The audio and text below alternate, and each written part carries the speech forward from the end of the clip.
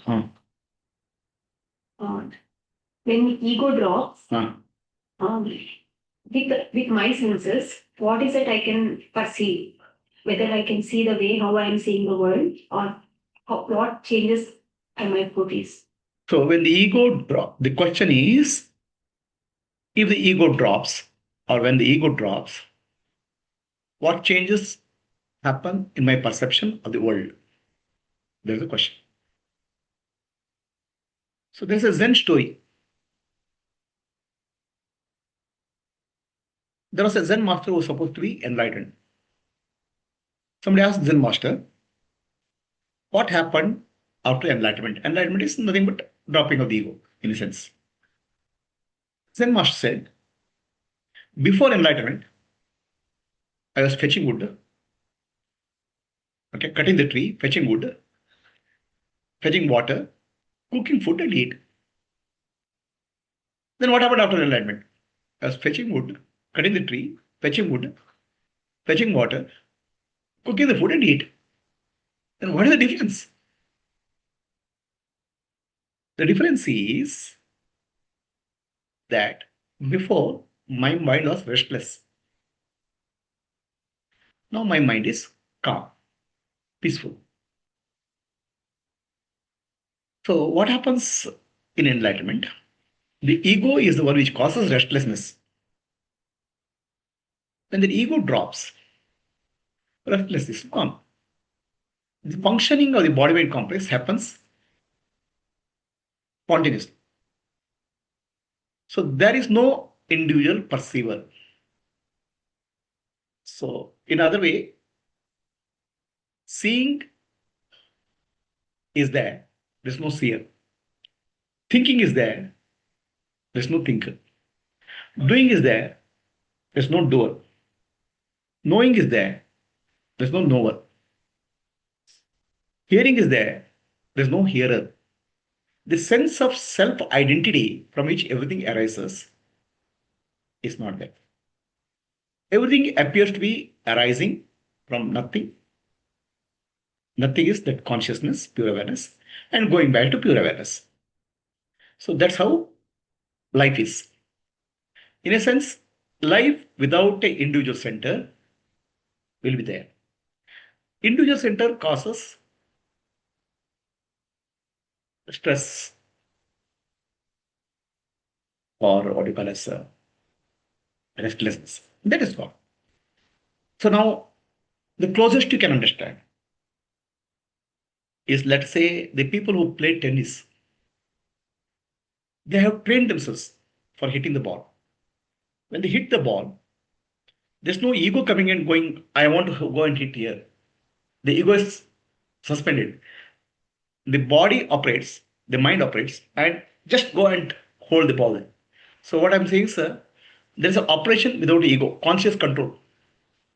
Subconscious programs are running. The conscious control is not. The moment you say conscious, they have control, my hand has to go here, it won't happen because it's a very slow process. The consciousness. Subconsciously, whatever programs are there, how you have trained his body, those programs will operate. The conscious mind is silent. Subconscious things operate.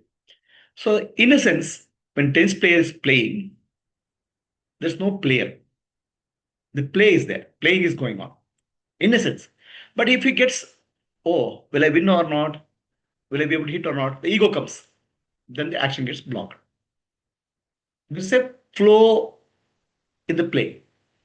So, similarly, in enlightenment, what happens? There's a conscious mind and there's a subconscious mind. Conscious mind, there is a something. The conscious mind is responsible for interaction with the world, interfacing the world. So the conscious mind becomes the master and dictates what should be done by it's done to the subconscious mind normally. Or a subconscious mind, something comes and influences the conscious mind. Now the conscious mind becomes silent. So then what happens? Subconscious mind will be operating. Whatever functions are going on, going on. Okay. So he may not be able to learn new skills. I mean, it's not that some new skills or nothing, something new will come. But there will be flow in when he does something. The flow is the spontaneous. The spontaneous flow is broken by the ego. Ego is the one which breaks the spontaneous flow. You can imagine, visualize, there's an army which is fighting in the war, fighting the war. Imagine some general coming and sitting, okay, take to your left turn, shoot, right turn, shoot, sitting somewhere. Okay? So that doesn't work in an army. They have to, soldiers have to find their own. Similarly, the body and subconscious mind are like soldiers. Conscious mind is like a general. The general doesn't interfere in this. General interfere, it doesn't in the body mind complex because ego is silent. So that's what happens. So automatically the actions are spontaneous based on the subconscious. That's a flow. Okay. There's no claimer that I did something. There's no doer, I did something. Everything is happening in consciousness. Now, what happens in a perception? Is there a change in the perception? So, what happens when Buddha got enlightened?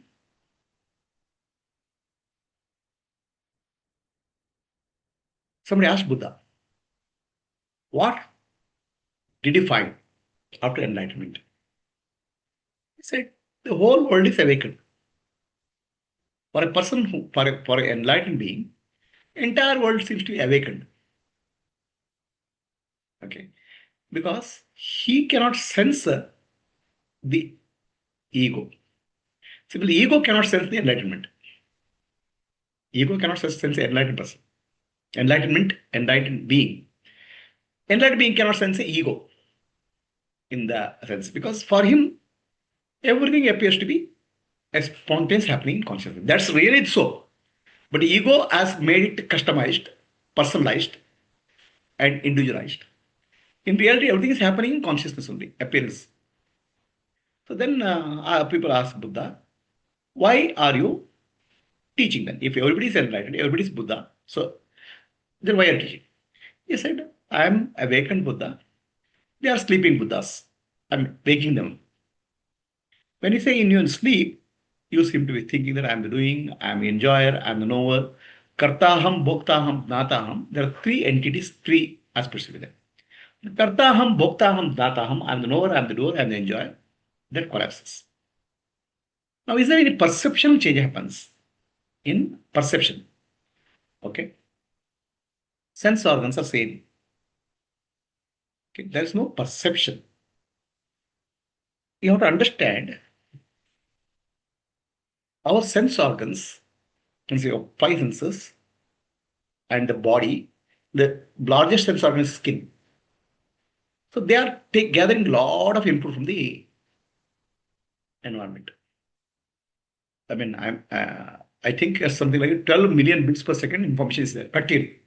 So that's a process by subconscious mind. It's like a massive parallel computer. And that information goes to the conscious mind for decision making. Conscious mind is like a typical boss. It can't do. Its processing power is about 50 bits per second. Very slow. So it won't be able to process fast. That's what happens. What is goes to conscious mind is filtered and interpreted by the conscious mind. The interpretation before it goes to conscious mind, already a report is prepared. What you call filtered. I would say report is said, not actual report.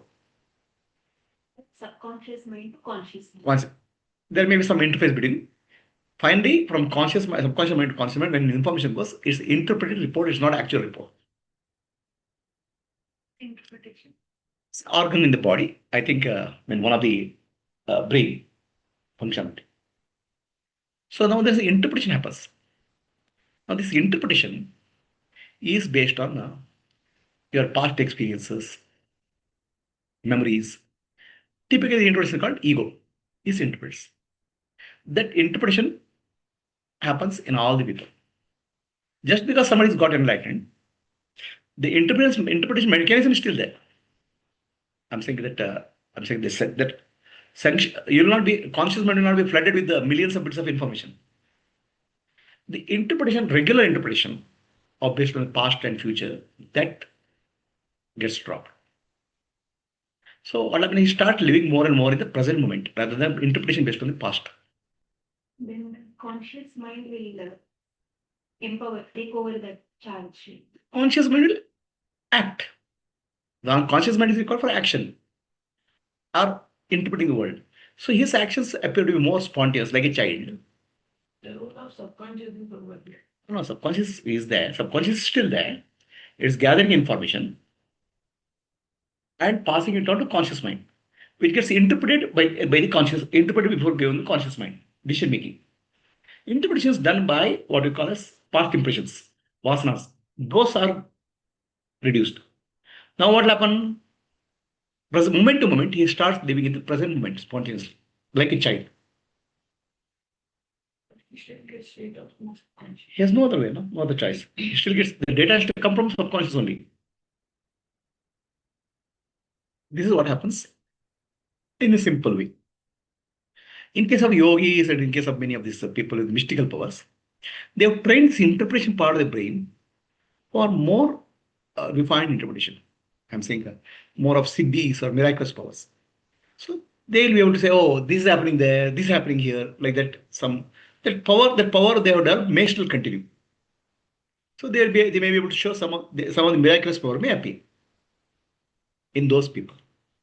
So now perception as such, sense perception as such doesn't change. The naming stops. The moment you see something, you and me, there's a name, subject, object. Okay, everything is constantly being named. The naming process becomes silent. So you have silent experiencing without naming. The naming brings the duality. In that sense, there is no continuous labeling and naming happens. Mind is silent. In the process, what happens? The experience is there. It's like more like a flow. Experience is not there. So at this point only, when you say I see myself in all. So at this point, okay, what happens is when Gnani speaks, he has to use the word same called I. He has to use the same word called I. When Ramana Maharshi will you address, we say Ramana Maharshi, he will respond to Ramana Maharshi. That means he knows Ramana Maharshi, this Ramana Maharshi is called for this body. So he has an identification for that particular situation. And if somebody asks Ramana Maharshi, Maharshi, did you eat food? You say, I ate food. Okay. Then Ramana Maharshi also says, I am not the body, I am not the mind intellect. When you say I ate food, that is referring to the functioning of the body and mind. The word, he has to use some words. The reference is different. Okay, now I ate food is the body, mind, and intellect in case of Ramana Maharshi. But same I ate food in case of other people is I am so and so, I am a woman, I'm an engineer, all those past identities come. In case of Ramana Maharshi, the present moment, the body, mind, and intellect is eating food, body is eating the food. But other people case, when I say I, the ego part will come into picture. I am so and so. Okay. The behind the thought process, my past history comes. May not be explicit, but there's a me, it comes. Whereas in case of Ramana Maharshi or Nani, past is doesn't. This present moment, body is eating. When I say I eat the food, body is eating the food. That's what it means. No individual which has a past record is eating the food in that sense. In that case, the subconscious mind is kind of delegating everything to conscious mind. No, there's no delegation. When subconscious mind comes, only the past things are coming. Or conscious mind is a data processing engine. This is interpretation engine. What do you call pre-processing engine. That pre-processing engine, instead of bringing the old data, past data, it's the present moment. In the present moment, when Ramana Maharshi says, I ate food, the one who is eating the food is body. Okay? Then Ramana Maharshi also says, I'm not the body, I'm not the mind, I'm not the... That I here, in the context, is Paramatma. The same word has to be used. Ultimately, communication has to happen. But the context of communication is different. Now, will he develop some miraculous powers? The miraculous powers are developed for many yogis before real enlightenment, possibly. So that may continue. Whereas for a Gnani, there's no concept of miraculous powers as such. Because for him, everything is nothing but one reality. The subject object duality is not there. Miraculous powers is where objects have to be, some changes have to happen in object. Now, where is the object? Everything is one consciousness. In that sense, Gnani has no understanding of any miraculous functioning. But miraculous functioning happens in the presence of Gnani because of the existence or nature. So now what happens when Gnani pursues somebody? Okay. There is no other for him. The perception is not sensory perception. So, sit and listen now.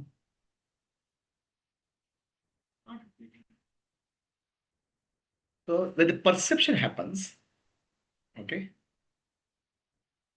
the sense perception remains same. But interpretation of the mind, interpretation by the mind, there's a other person who is speaking is gone. So then there's other person as a other conscious entity. Now this, because the one conscious, one reality is there. So there's no sense of other for Ramana Maharshi. It's not perception, it's interpretational sense inputs. So suppose I'm talking to you. Okay.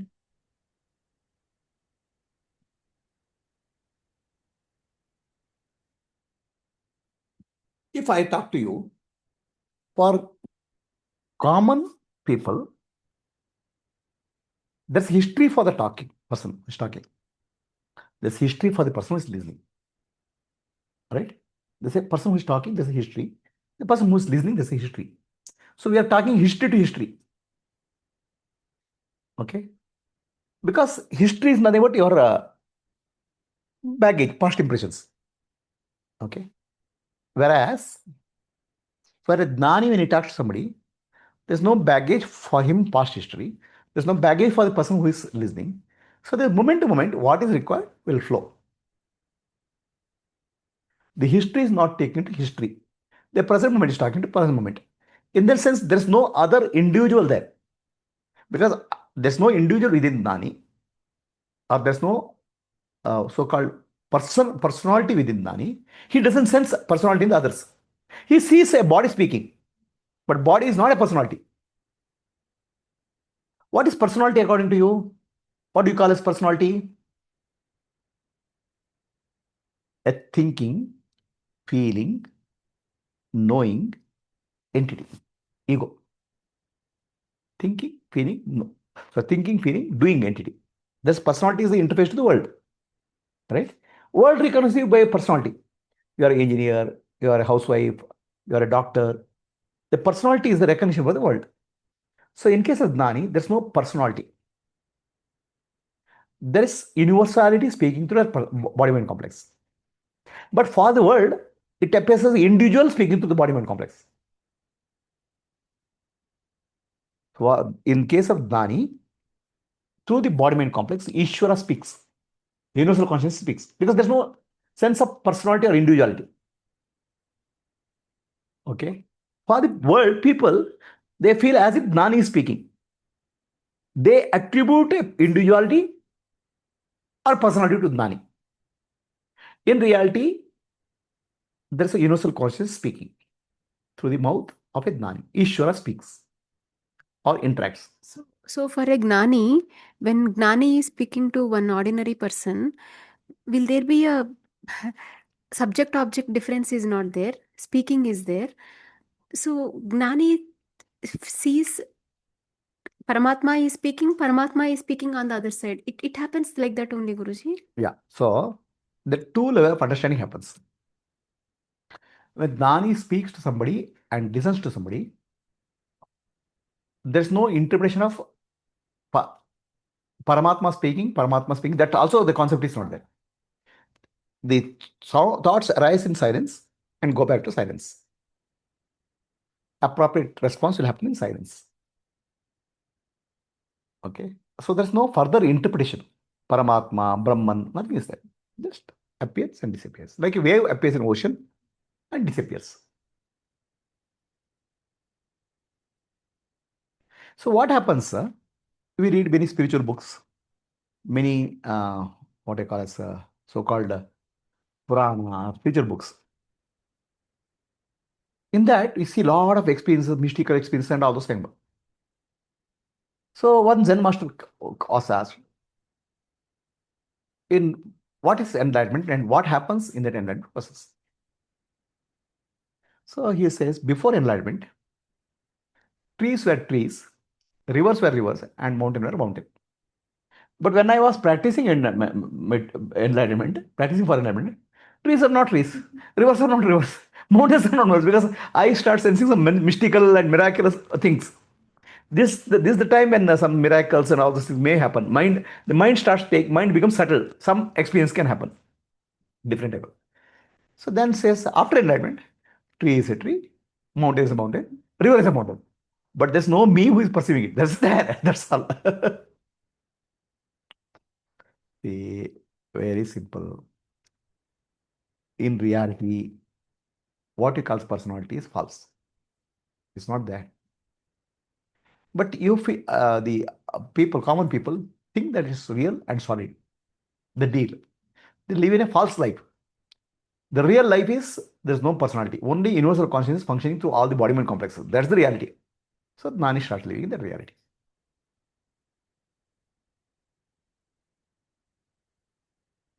Any questions?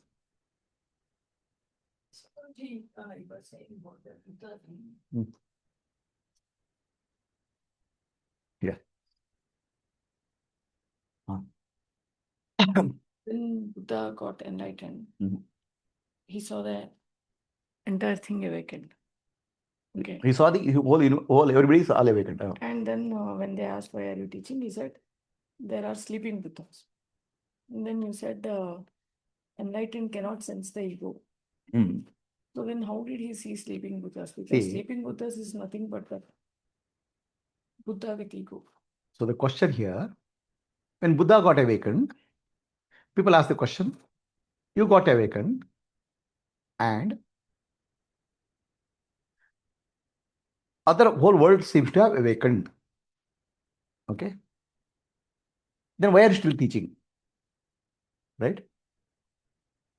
So the Buddha says, the entire world is awakened, but they are sleeping.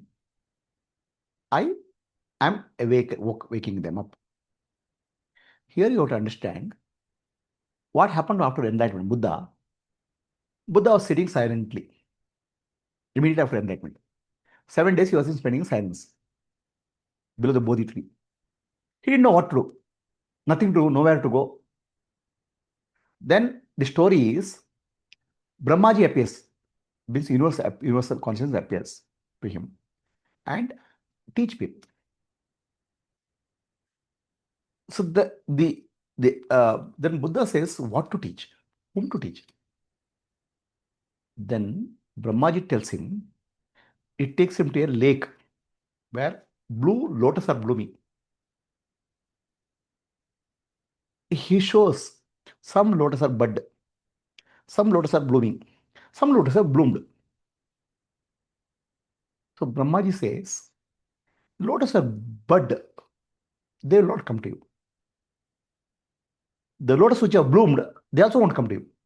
But lotus trying to bloom, they will come to you. So what happens to a Gnani or Buddha or enlightened being? The people seeking wisdom, they come. For them, he teaches. They understand at that point of time, understanding that they are awakened, but they are not able to recognize I am helping them in that sense. He is not going to find who is sleeping, who is awake. Those who are seeking awakening, they are coming to Buddha. And Buddha responds to that movement, saying that, okay, they are sleeping Buddhas.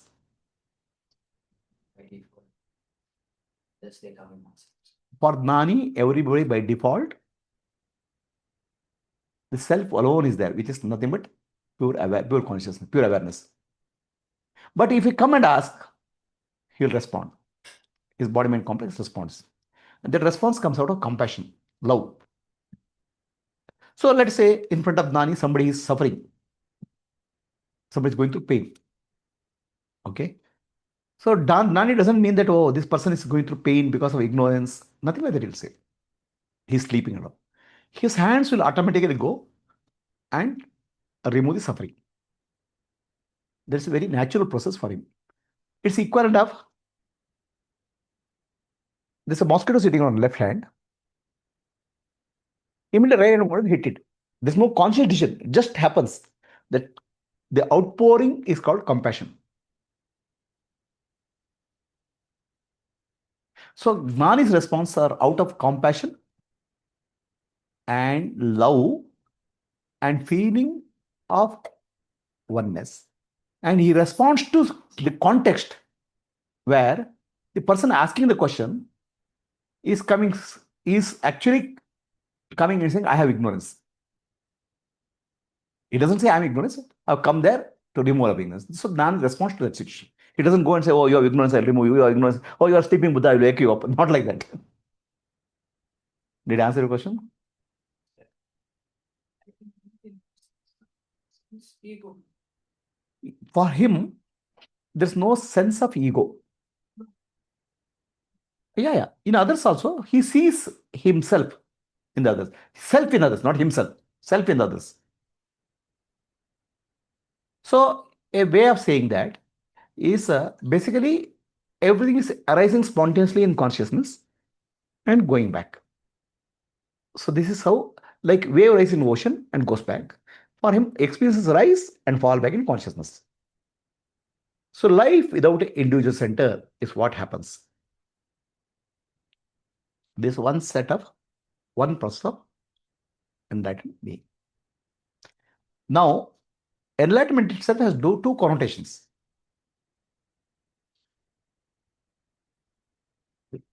One is called cosmic consciousness and one is called nirvanic consciousness. In cosmic consciousness, which is lower stage, which is earlier stage, which is actually not the final stage, final is nirvanic. In cosmic consciousness, there's a sense of expansion. I'm one with the universe. So here, universe is real, egos are real. I am one with the universe. Egos means all egos of individual, because this in the cosmic consciousness, the individual ego is there. Individual ego is finding connection to the universal ego, Ishvara. So there's a sense of expansion, feeling of expansion of consciousness. Maybe a lot of love, outpouring compassion is there. This is state called cosmic consciousness. A cosmic consciousness in told Bhagavad Gita is called Vishwarupa. Vishwa means universe. Vishwa, the universe, appears as in the form of, appears as a manifestation of consciousness called Vishwarupa Darshana. So that happens in the one stage. Many people may skip it also. It's not that you have to go through all the stages. Okay. This is called Saguna Brahma Darshana. Saguna Brahma. Saguna Brahma Darshana may happen to people in different ways also. When I say cosmic form is called, cosmos is called Virat. Virat Rupa Darshana, you feel as the person who is going through that feels a sense of expansion, sense of oneness with the universe. A lot of love and compassion will be there.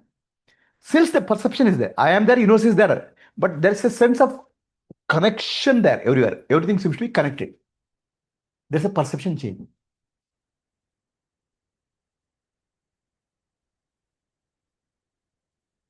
Is Saguna Brahma Darshana and Sarvam Khalu Brahma both are same or not?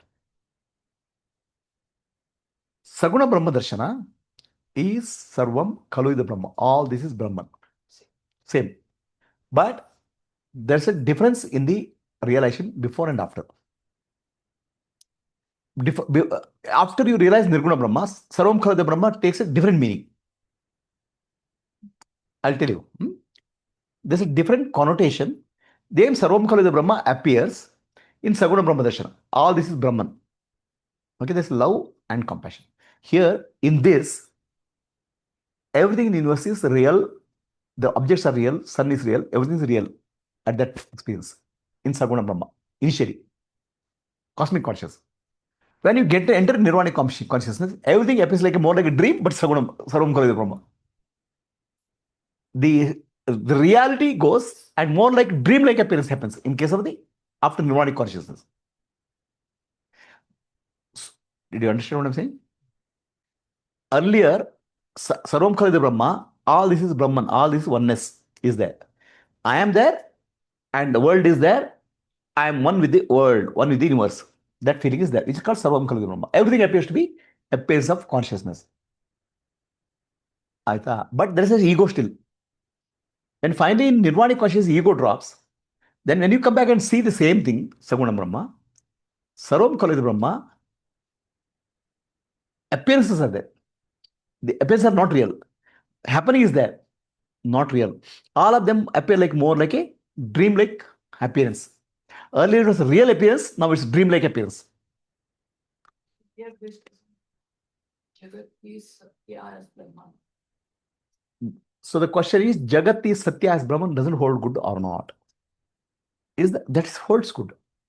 Now, the Jagat is perceived earlier by people as objects, sense organs. Gnani perceives Jagat as Brahman only. Brahman only is Jagat. Brahman only is the appearance. The example, Adnani perceives waves are there, big waves, small waves are there. His attention is focused on waves. So Adnani sees the waves, but he sees the water. So water only is appearing as wave. He has a understanding the water only is appearing as wave. So he understanding the world only is appearing as Nama Rupa. That's why Jagat is Brahman only for him. World is there as Brahman. Right? So, first level is cosmic consciousness. I'm saying it may happen. In cosmic consciousness also is called, there are different types of cosmic relations. This is called Saguna relation with form, where the individual ego is not gone. Individual ego is refined. It feels connection to the universal ego, universal self. Here he can experience that persons. It can be divine forms also. Not necessarily universe. Not necessarily universe as one. He may appear, see Rama or Krishna or divine forms. Okay? Or divine forms as appearing within his body. It's called Salokya, Samipya, or Sarupya. So the presence of the divine form can be experienced in various ways. Not necessarily Virat Rupa. It all depends on what sadhana he has done earlier. If he has done Virat Rupa sadhana, then Virat Rupa manifests. Now, if he has done a sadhana of a Devi, Devata, that Devata may be appearing in physical form, not in the physical form as I see, as the intuition senses. It's called Gnana Chakshu senses. Eyes will be open. In the Gnana Chakshu feels. Gnana Chakshu. That will happen when in Saguna Brahma Darshana. So he may say his deity Rama is coming. Okay? The physical eyes are not able, but interpretation is saying, oh, Rama is coming inside. For him, Rama is only coming inside. Sense organs are not changed. Interpretation has changed now. There's an energy flow. The energy flow is interpreted as Rama is coming. So similarly, in this Virat Rupa Darshana, universe is there. The trees are there, mountains, river there. But interpretation within says all are connected. Everything is connected. Everything is one. The interpretation changes inside. Okay? Interpretation of what's experiencing changes. People can call it as intuition, all those things, names. But ultimately, interpretation of what is energy sensed is called. So this is called Saguna Brahma Darshana or cosmic forms. Then finally, you go to Nirvanic form. In Nirvanic form, ego gets dropped. Doesn't mean that some distraction happens, nothing happens. The I thought is not given a reality. I thought is taken as one of the objects. Okay. So then what will happen? It will be serenity. In Saguna Brahma Darshana or Virat Purusha Darshana, there's a tremendous amount of love. In Nirguna Brahma Darshana, there's a tremendous amount of serenity, peace. Okay. In Saguna Brahma Darshana, the intellect is not still purified from the ego. So, in Nirguna Brahma Darshana, intellect is purified from the ego.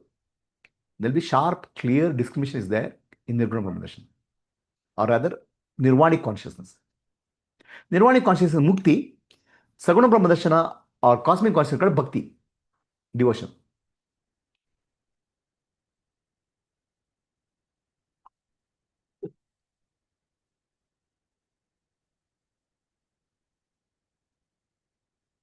Any questions from anybody on Zoom?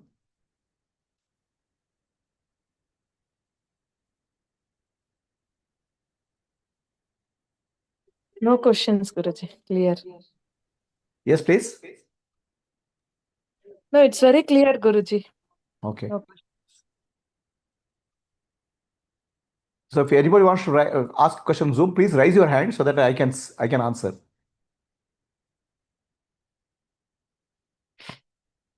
So did I answer your question fully?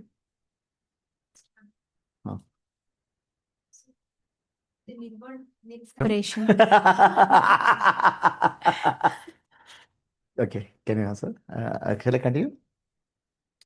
So in Nirvanic consciousness, is bhakti there or just pure silence and awareness or serenity of what you call as nirvana?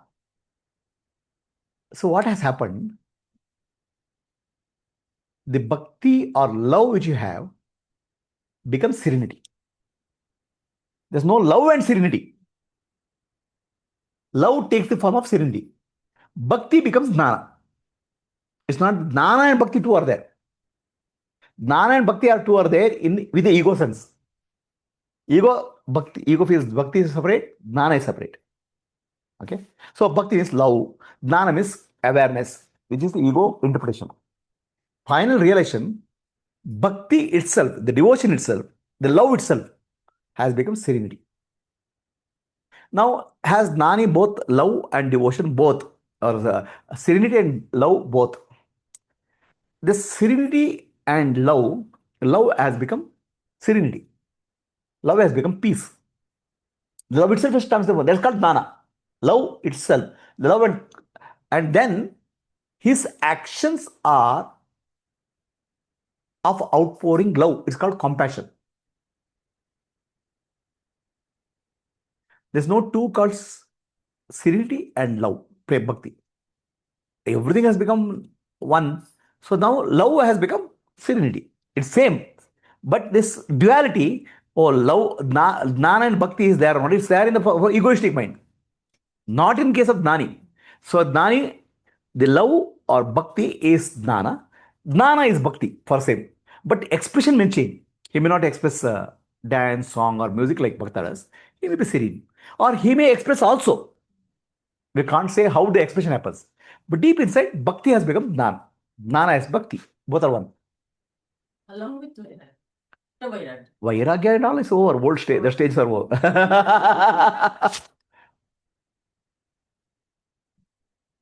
Any further questions?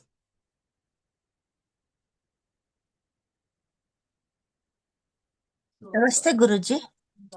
So, from what that time you explained, when a Gyani is talking to another,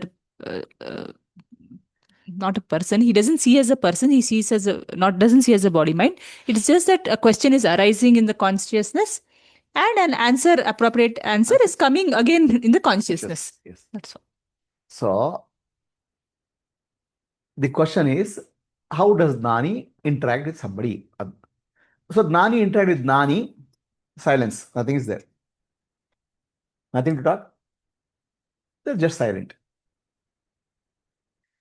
There is nothing commission. Gnani interact with Adnani. Adnani asks some questions. So, Gnani replies. For Adnani, Gnani appears to be talking, an individual. For Gnani, Adnan is not an individual. Adnan is pure consciousness only. So from consciousness, some question is arising and answer is coming. Like that, Gnani feels. If he feels, rather sage, enlightened sage.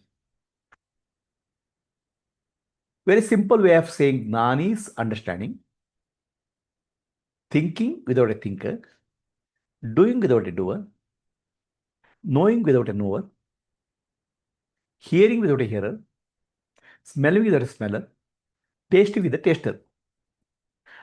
On the other side, okay, the person who is there, also the same thing applies. There's an arising in consciousness.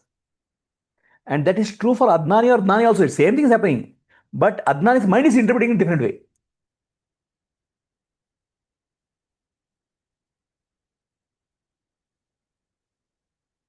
Any questions?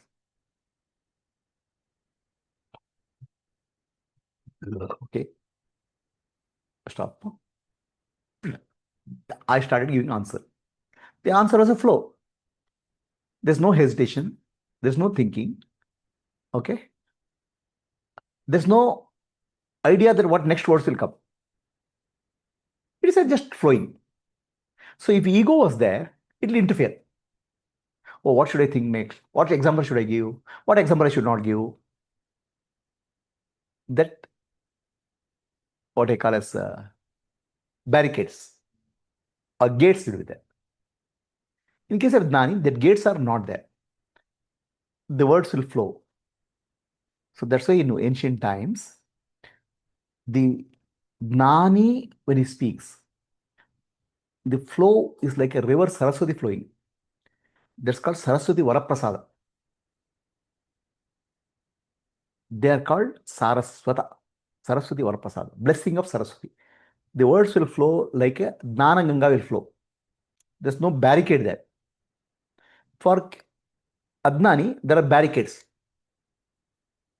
The river doesn't flow. Interpreted or blocked by the ego. But Gnani also will have a good ego. I don't know whether So, my question is right. so Gnani also will have a good ego. So Gnani has a burnt ego. Does Gnani has an ego? See, ego is an interface required to interact with the world. If there's no ego, there's no interaction is possible. In deep sleep, there's no interaction possible. So Gnani seems to be interacting with the world. So now this interaction, there's a semblance of ego. That means apparent ego is there. So Gnani may take the role of a guru, a Sadguru. The role is the dress worn by Gnani, Vesha. When he wears the dress, he will behave appropriately as per the Vesha. And this dress is called ego. Adnani or Gnani. The difference is, Adnani thinks dress is me. Gnani says, I am using that. The dress is being used for communication purpose. For example, Gnani may play the role of a guru, but he will have no understanding that, no misconception that I am guru. The guru is a role being played. And role will be discarded when the Shishya goes. That's why, if you look at the case of Bhagavad Gita, Arjuna prays to Krishna. Shri Krishna, you be my teacher, guru, teach me. The moment Arjuna prays to Krishna, may be guru, then Krishna takes guru bhava. A role is taken as guru, teaches for that moment. After that, role is dropped. He becomes a charioteer. So Gnani is able to wear the Vesha, ego, for a functional purpose. Drop it when the functional purpose is over. In that sense. So Gnani's ego is called burnt ego. What do you mean by burnt ego? A rope is there. rope can be, you can use it you can tie a person. It can tie a person to knots. Rope has the ability to bind somebody. Now, let us burn the rope. When you burn the rope, the burnt ashes also appear like rope. But the ashes cannot tie anybody. So Gnani's ego is a burnt ash. Apparently it is there, really it is not there. Another example is you see a serpent in the neck of Shiva. Okay. The serpent is very poisonous for anybody. They die. A serpent in the neck of Shiva is not poisonous. I mean, it's poisonous, but doesn't do anything. It's an ornament. So, in a sense, ego for a Gnani is an ornament.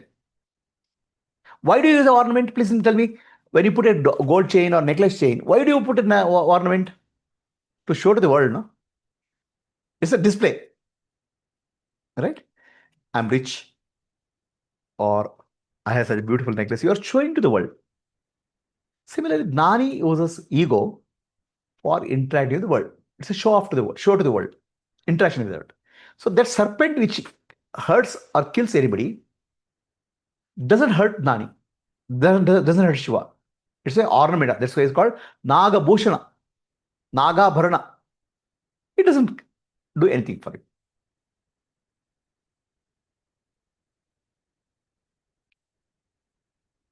The question of good ego, when you say good ego, it's called Sattvic ego. There's a Rajasic ego, Tamasic ego, Sattvic ego. The good ego we call as Sattvic ego. Okay? Rajasic ego, Tamasic ego causes disturbance. Sattvic ego causes calmness. And then a person who has gone beyond Sattvic ego is called Gunatita. Understand? It's Gunatita. So Gnani becomes Gunatita. He has no ego. Then when he comes back to the world, he'll still use the Sattvic ego. But that ego doesn't bind him. Earlier, in Adnana, Sattvic ego also binds. In Gnana, Sattvic ego doesn't bind. It's like a latent heat. It's like a Latent heat. latent heat. The heat is there, but it's not, well, it's not coming out. I mean, it's not affecting. Okay. Any other questions? Stop. Any questions for people on Zoom? You can raise your hand. The consciousness, and again it will go back into consciousness, like Yeah. that you said, right? Mhm. So this is there when the Gnani has a body, when he is Jivan Mukta. But what happens after Videha Mukta Guruji, Mukti Guruji? How does So, the consciousness? for I mean, we say eternal, right? So how does it work afterwards? so yeah, I'll answer the question. If you have further question, you have to raise your hand because I'm muting the speaker here.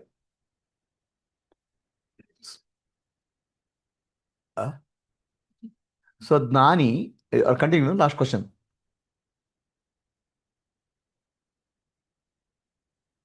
Continue.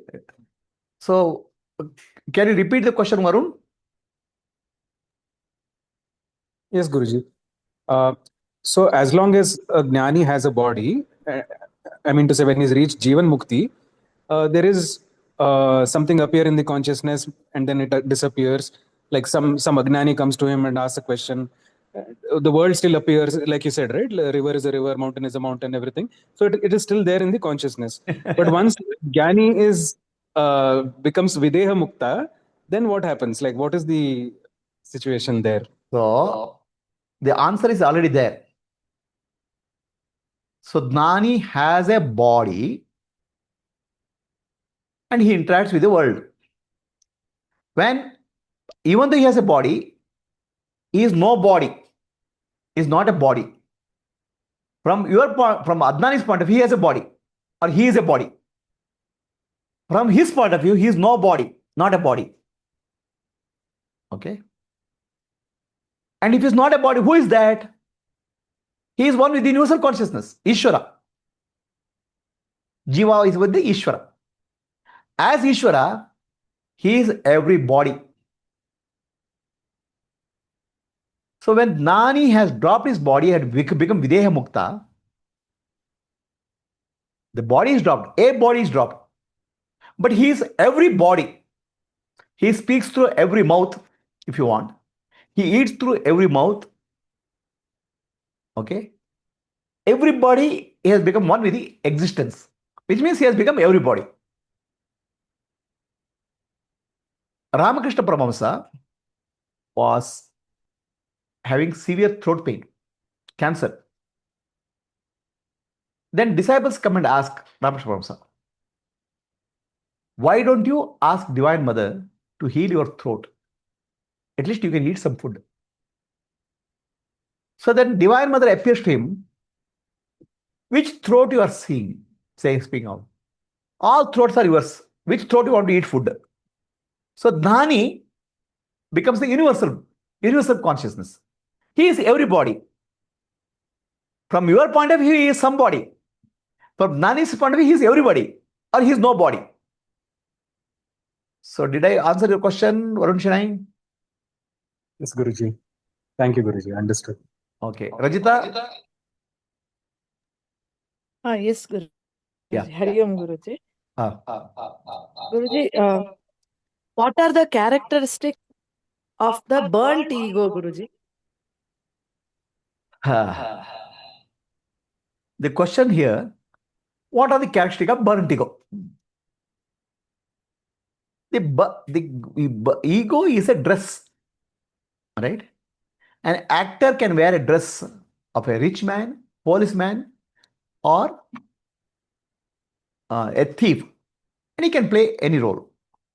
Burnt ego is like a dress. So Gnani can wear the dress of a guru. He may be well dressed, he may be stylish. For whatever is occasion required, he may wear a dress, physical dress, and psychologically, there's an ego which he calls him as Sadguru or Guru, the dress he wears. So the ego is a Vesha. What are the characteristics of Vesha? When Gnani wears a Sadguru Vesha, he behaves like, the behavior is like a Sadguru. When he wears a, let's say, rich man's dress, he will behave like a rich man.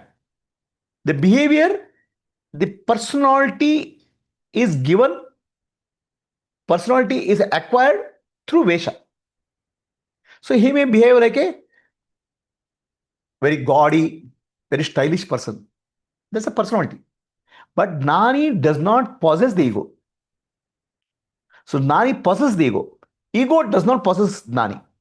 Whereas in case of Adnani, Adnani is possessed by ego. Whereas Gnani possesses the ego. That's the difference. Any questions? Rajita? No, Guruji. Got it. So if there are no questions, we'll close this particular question. Then I'll go to question on karma.